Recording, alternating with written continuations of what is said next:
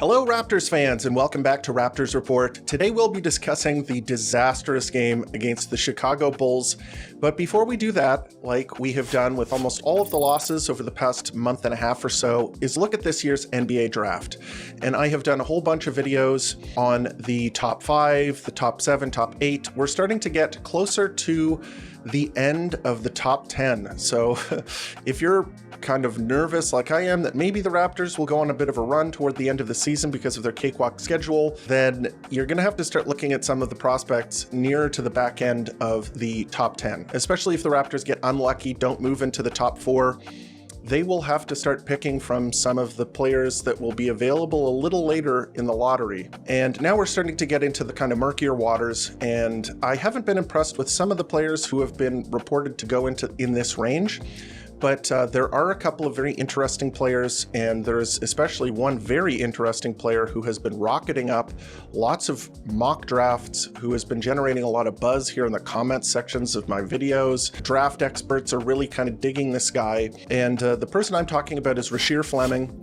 He is a St. Joe's Hawk, a mid-major school. He is a junior. He's 20 years old. He's a kind of forward center, originally from New Jersey. Now attends St. Joe's.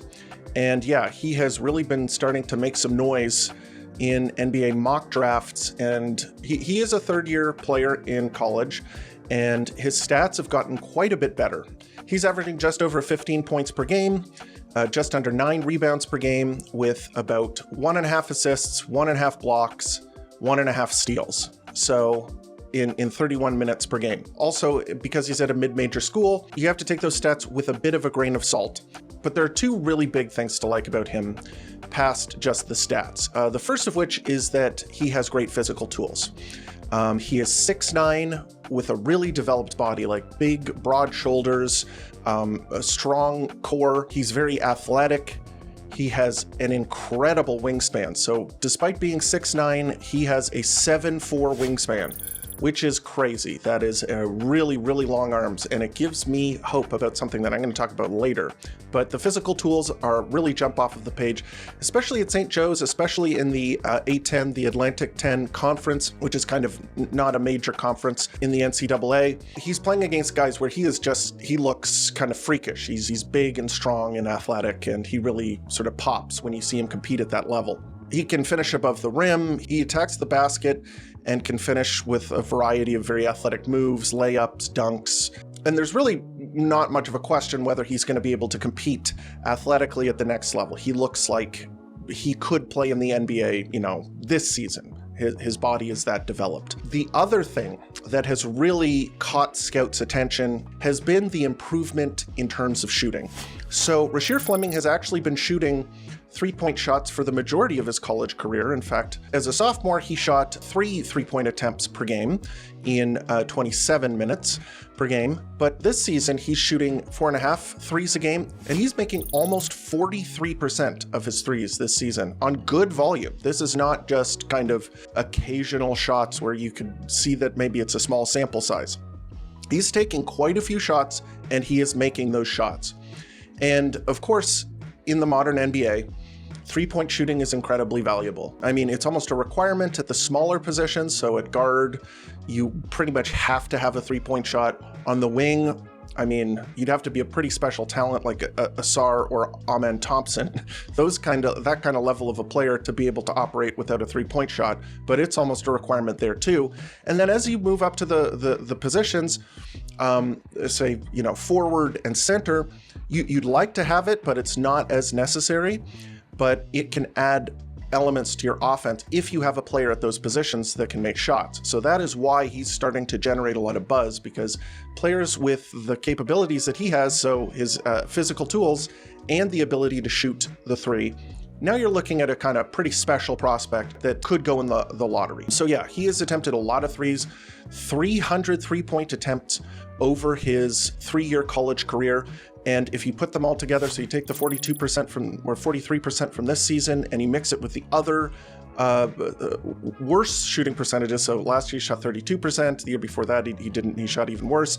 But if you sort of jam them all together, look at the 300 that he shot over his college career, he's shooting a very respectable 36% from three-point range. So this is a nice large sample size where this is not really a fluke. Like, maybe the percentages this year are maybe a little high, but I'm kind of liking what I'm seeing here. And what's exciting to me, okay, so when I said I was going to talk about his wingspan, is that what's exciting to me about Fleming is his potential to play the five. The five, of course, being the center. I think he has potential as a stretch five in the NBA.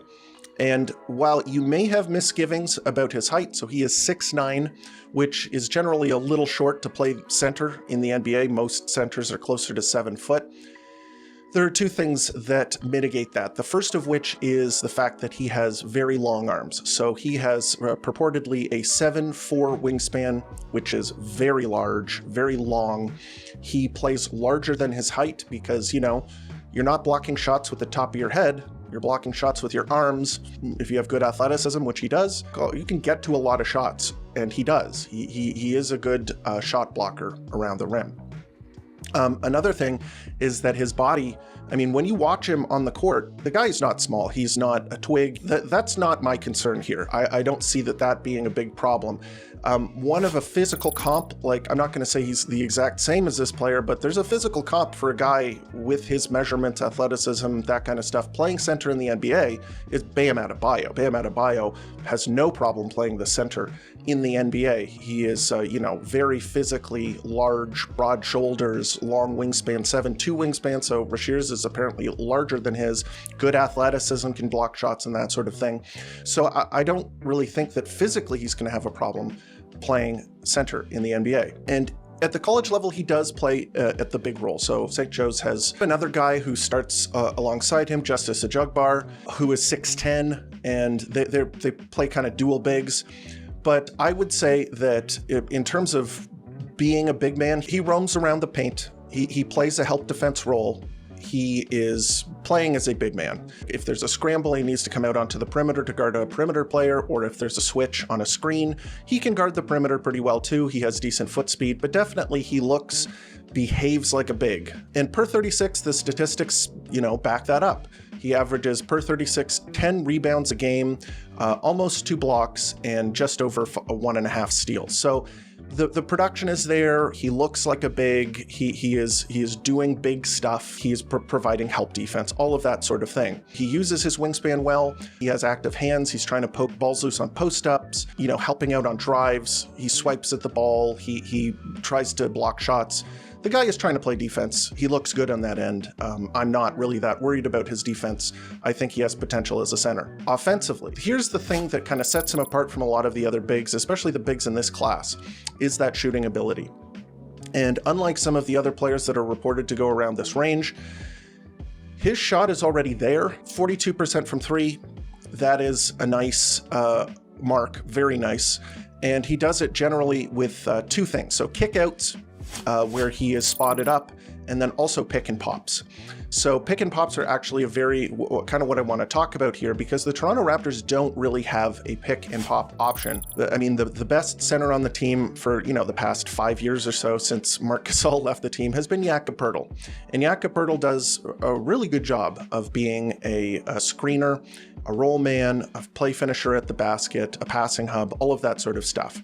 But right now they are missing a player who can play the pick and pop. Pick and pop is a very useful play where essentially the screener is a player who does not roll to the rim. So they screen for the ball handler and then they kind of pop back out to the outside to shoot a 3-point shot. And the reason that that's useful is for players, especially ball handlers, who perhaps are not great 3-point shooters. And the reason for that is because if it's a traditional pick and roll coverage, the screener screens for that player and remains on the outside. It occupies the big. So the big has to kind of pick between playing help defense, coming over and providing help on the ball handler who's going to the rim, or staying outside and covering their man on the perimeter, who would be in this case Fleming. It adds another element to your offense. Pick and pop can be very useful. And then In off-ball plays, say there's an isolation or a post-up where they clear out the side and the remaining players have to find places on the court where they're useful off of the ball, Fleming could help there as well. He could be sitting in the corner ready to shoot a shot and have the other players along the perimeter as well, so that, I don't know, say Scottie Barnes or Brandon Ingram, for example, could operate in the post and there would be less help defense waiting for them. He can also do things for your offense where off of the ball, there can be a screenplay where Rasheer Fleming screens for someone, say Gradey Dick, who comes off of that screen. And a lot of the time what'll happen is that, I mean, if you've watched Golden State or many other teams with a very high gravity shooter, is that sometimes that shooter will attract all of the attention and it will leave the player who is screening open. So let's say he sets a screen along the baseline for Gradey to kind of flare up to the wing to be able to shoot the shot. Maybe you would see both of the defenders there going towards Gradey Dick, and then Gradey Dick could easily kick the ball back to the corner where Rasheer Fleming could shoot an open three-point shot, that kind of stuff. It makes your offense more dynamic, especially if you have a guy who can do the stuff that a center does while having that shooting touch on the perimeter. And I think that he has those two things. One of the problems with a center who can shoot is a lot of the time you get the shooting, but you don't get the center stuff. You don't get the shot blocking, rim protection, screen setting, all of that kind of stuff. That stuff kind of sucks because you're sacrificing it for a guy who can shoot. But here's the thing, is that I think that Rasheer Fleming can kind of do both of those things. I'm seeing a lot of stuff to like. And projecting him into that 5 role makes me like him a lot more as a prospect. So if you see him as a 5, then you don't have to worry too much about the offensive creation stuff, because in the non-big roles, you want to see more offensive creation. You want to see, the ability to go and get a bucket if you put the ball into their hands. When you're looking at a 5 or a center, they're more role players on offense. What they're basically doing is setting the screens, scoring around the rim, being the play finisher, being a connector, that kind of stuff. That you're not looking for them to be your, a scoring option, like a guy who can give the ball to and get buckets. So you're looking for role player traits like shooting, screen setting ability, finishing. He has all of that stuff. That stuff looks good. And then defensively, this guy is very athletic, he's very developed, big and strong, really long wingspan. This looks like a guy who could be a new school NBA center. There's some concerns here. Of course, you have to look at the level of competition. So he is playing at a mid-major school. He is playing in a conference that, is not a top conference. And he is also a junior. So a lot of the guys in this draft class are freshmen. They're younger, they're like 18 years old. A lot of the guys I've talked about are 18, 19 years old. I think all of them are 18 or 19. But here's the thing, he's not that old, he's 20, okay? So he's a pretty young junior. We're not talking about an old man here. This is a guy who still has some upside left to scrape. I'm looking at him, and to be honest, he excites me more than a lot of the other prospects around this draft range. I'm seeing things that I like. So if you're looking at a player who fits positionally in the NBA, what do you want to see? If you're looking at a center, you cannot skimp on the centery things, rim defense. And increasingly, you want foot speed from your big because you have to be able to guard the pick and roll. You have to be able to switch. You have to be able to do that kind of stuff. He can do that. The rebounding has to be good. He is a good rebounder. You're not skimping on those things. And then you're adding some good stuff on offense too. The shooting ability, useful. The finishing ability, also useful. I think that he just looks like a guy that could fit in the NBA, have a role in the NBA, and has upside past that because he is very athletic. He has a shot. He can do lots of stuff that he looks very intriguing. Let me know what you think. Do you think that this would be a reach? Is this guy, being slept on? Let me know in the comments. And now, unfortunately, or fortunately, depending on how you look at it, we got to talk about the Toronto Raptors. Yeah, they played a game last night against the Chicago Bulls. Good Lord, that was a mighty, mighty choke. The Toronto Raptors were up big in the second half, and then the wheels completely came off. There were some questionable calls late, especially with the Immanuel Quickley, 4-point play given up to Kobe White, the game-tying 4-point play that sent it to overtime where they lost. Lots of stuff to like, lots of stuff to dislike about this game, because there were some good individual performances, and we're going to start with a guy who was very good all night long until the end of the game where he just stunk. We'll talk about Scottie Barnes. So Scottie Barnes had a very good statistical game. 24 points on 19 shots. He was 2 of 3 from 3, 2 of 2 from the free throw line, 8 rebounds, 6 assists, 1 steal, 1 block, 2 turnovers. Dominated the game in the first half when he was just physically much bigger and stronger than almost anyone on the Bulls. He was dunking, he was making layups, he was just kind of like taking it to the Bulls, who were very small on the interior and really did not have an answer for him. I thought it was an amazing game from him until the end. Really. In the fourth quarter and overtime, Scottie Barnes could have made a number of shots that would have won the Raptors game. There were a couple of rim outs on his layup attempts. He had a turnaround fadeaway that for the win went off the top of the backboard.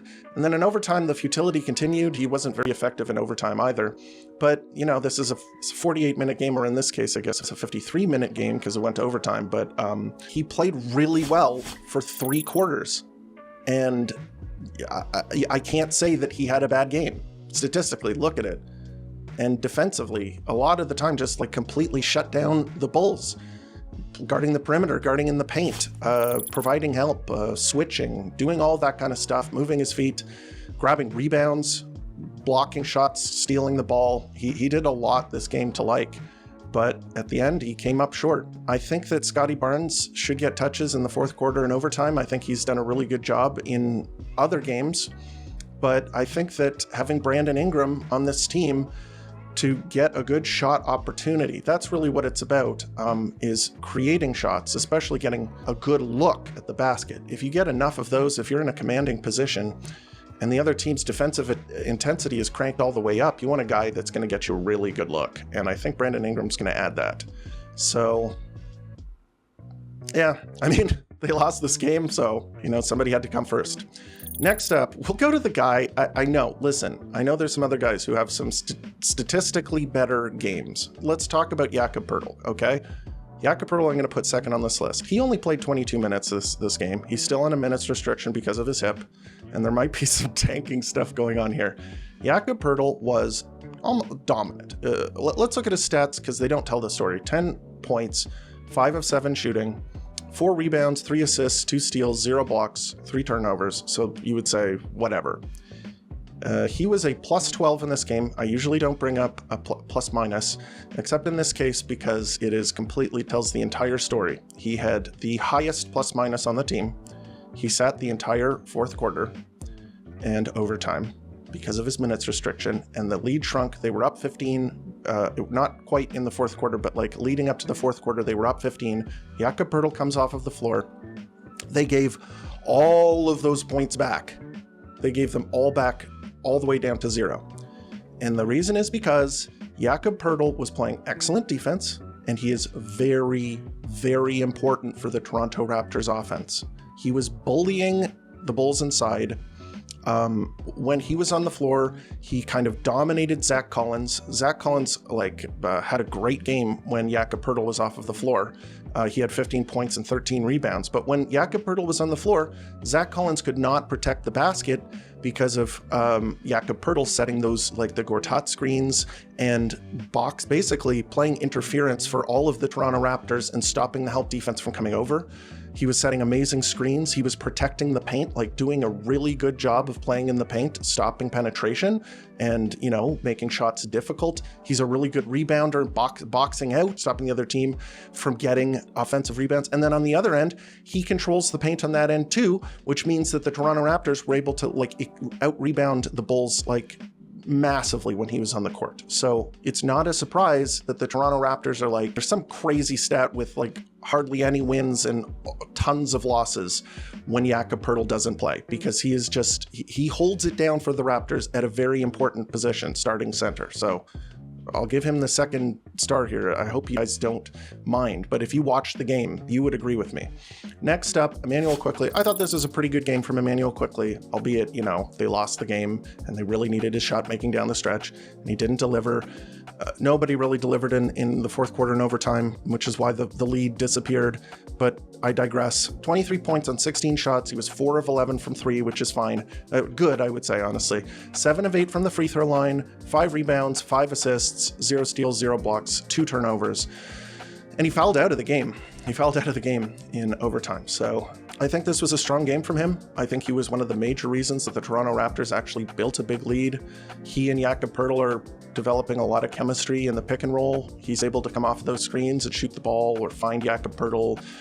I think it was a good game from him. I think that his shooting is incredibly important for the Toronto Raptors. Next up, we'll go to Gradey Dick. I think Gradey Dick didn't have a great night, but I think he had an encouraging night, especially he is one half man. Okay, if you could just pick one half and just pick one of those halves and then stick them together, where he played like the same way, he would have like amazing games.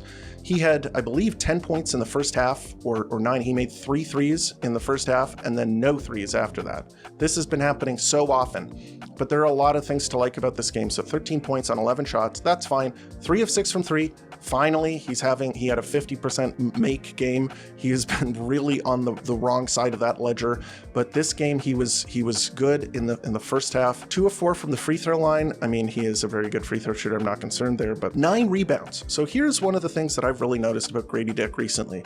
So Gradey Dick is a very good leaper. It's one of the elements of his athleticism that is very good. So he lacks in certain areas, lateral foot speed being one of them, and physical strength being another. His leaping ability is very good, and he is starting to use that in order to secure rebounds, and he's one of the reasons that the Raptors were so dominant on the boards. That's one of the ways that they were up so big. They had 51 rebounds to the Bulls 45.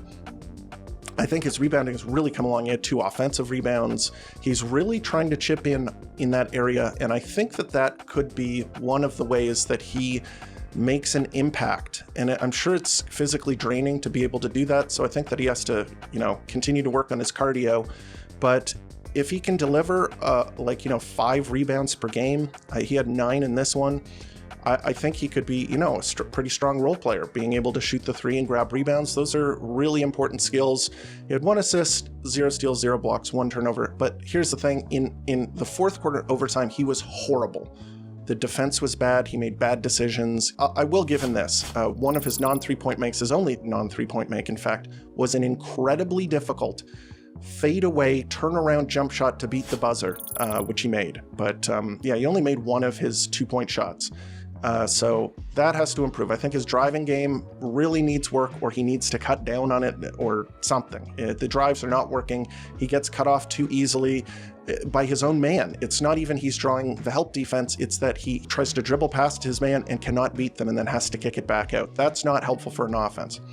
So a couple of things to like, a couple of things not to like. And then we'll go to RJ Barrett. RJ Barrett did not have a very effective game, unfortunately. 18 points on 19 shots, not very efficient. 1 of 4 from 3. 1 of 1 from the free throw line. 7 rebounds, 8 assists, 0 steals, 0 blocks, 3 turnovers. That sounds like an okay night. And of course, he is still a very good pick and roll ball handler. He's still good at putting pressure on the rim and finding players, and I think he did a good job there, but his defense was poor this game, and his ability to score was not there when it needed to be. And that was a problem for a lot of players on the team, but the efficiency was the worst for him. 18 points on 19 shots. He does good things, and I always want to call out when he has a good game and say, like, look at how well he runs the team, and he does do a good job handling the ball in the pick and roll. But he has to be more efficient, and he has to stop making so many lapses on defense. Like, there were plays where he is literally just falling asleep, and his man flares out to the 3-point line and shoots an open shot. Like, you can't, that is the kind of stuff that loses you games, and he has to be better there.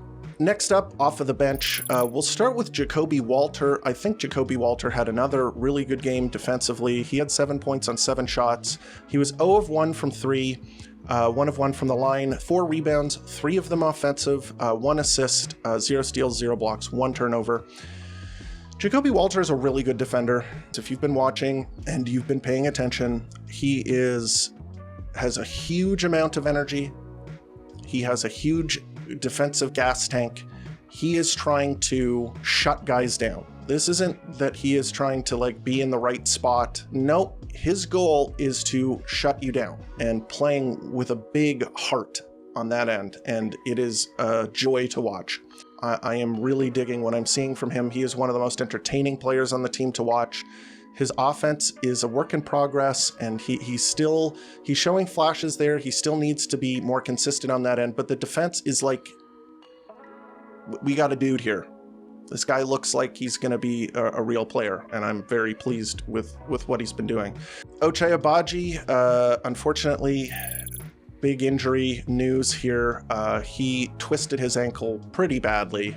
He only played 1 minute in this game. He came down awkwardly on Orlando Robinson's foot and twisted it pretty badly. He needed help getting off of the floor. He was assisted to get off the floor. You hate to see it. 1 minute, he had 3 points. He made a 3. Hate to see it. Next up, we'll go to Orlando Robinson.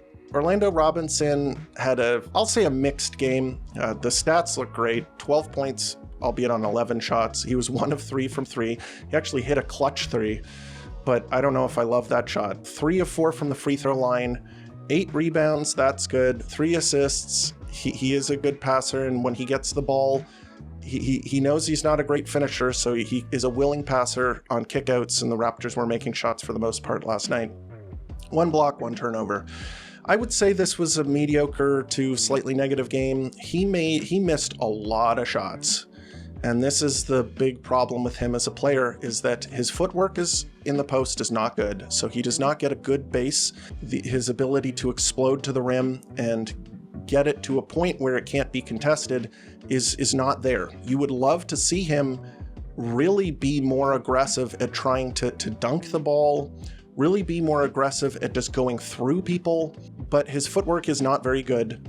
And his touch, like a lot of the time you can play like he does and not be too explosive. Even Poeltl is not like trying to go through people, but his touch is great because he can get it up high off of the glass and it kind of dinks around on the basket and falls through. Jokic, like a lot of players, like if you have a good enough touch, it doesn't matter how aggressive you are going to the rim, but he doesn't seem to have that touch. And I don't know what to say. That is going to be a big problem. I was just bigging him up last game saying they should sign this guy, but like, I like what he's doing, but the finishing is very frustrating at this point. But yeah, a bunch of other guys played. Not too much to talk about there. This game was crazy.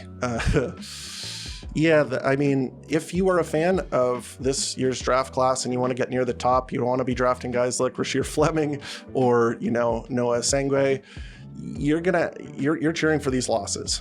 And I do like those players if the Toronto Raptors draft a little later, which if they really kick butt in the final 20 games and there's not major injuries, you're going to be looking at some of those players that I've been covering recently. Yeah, this was a great tank loss. If you were just like, we got to draft a big name player in this year's draft, you loved how this game turned out. They were up 15 in this game, and they blew it all in the fourth. That final shot in regulation by the Bulls where Quickley, I mean, he was too aggressive on the closeout, and although I don't think it was like a foul, it was like close enough where, because the Raptors blew their coach's challenge earlier in the game, they couldn't look at it. It was just kind of a nightmare from a winning perspective. You were hoping to win this game. This was a friggin' nightmare. If you were kind of okay with the tank loss, then, maybe you were slightly smiling like I was. Crazy game. I can't believe they lost this one. I was just kind of blown away by their ability to snatch defeat from the jaws of victory. Anyhow, the Toronto Raptors play the Orlando Magic in Orlando. I don't think they're going to win this one. The Raptors, they're playing in Orlando. They haven't had much success there. And the Magic are an extremely good defensive team. We've seen that even when they were like super shorthanded. They beat the Raptors in Toronto with just a very good defensive system. And they've got some guys. I mean, they do have good players. So we'll have to see how that one works out. If Jakob Poeltl plays more than, 22 minutes a game, and Scottie Barnes plays, those two playing together generally lifts the floor of the Toronto Raptors, and we can see them play good basketball. But I don't know if that's going to happen, and this will be a tough game, but they could surprise. Who knows? Anyway, that is the episode. What do you think about Rasheer Fleming? Is he a worthwhile pick? If the Toronto Raptors really do drop that far, like maybe towards the 8-9 range, what do you think about him? Is he a center? Could he be a stretch 5? Do you like him as a prospect? Are there other guys that you like more than him? Please let me know in the comments here on Twitter and also on Twitter and Blue Sky, where you can reach me at Raps Report. As you know, I love talking to Raptors fans. I love hearing what you have to say. I love the suggestions that you're giving. Lots of stuff that I take away from it. I love interacting with Raptors fans. We are the best. And as always, please leave a like on the video and subscribe if you haven't already, because it does help with the algorithm. It really does put this content out in front of other Raptors fans such as yourself. And as always, thank you for tuning in to Raptors Report, your source for in-depth Raptors content.